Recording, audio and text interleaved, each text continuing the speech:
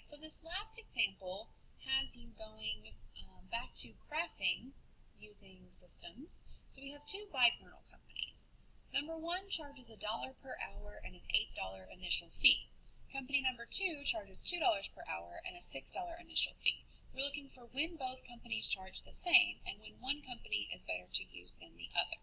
So we actually have two questions to answer here. We still want to define our variables. So if X is our number of hours, then Y would be our total cost.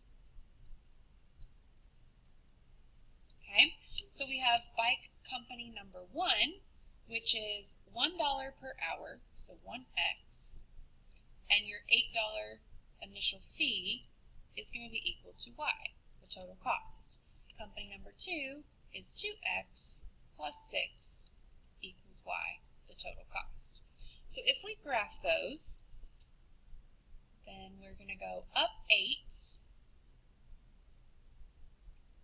here, and then your slope is up 1 and over 1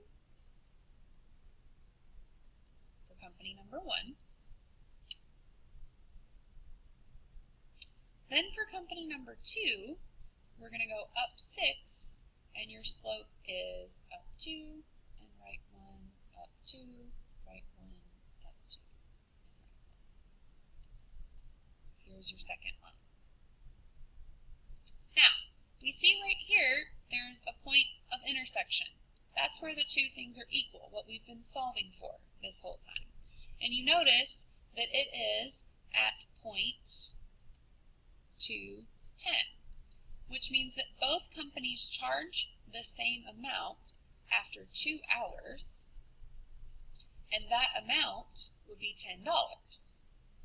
So when is one company better to use than the other? You want to look at the slope of the line and whatever is cheaper.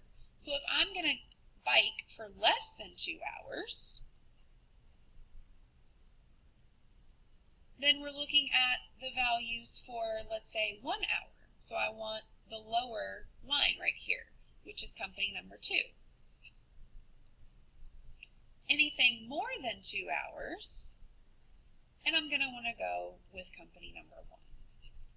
So make sure that you know how to graph them and how also to read the graph to get the information that it's asking you to determine.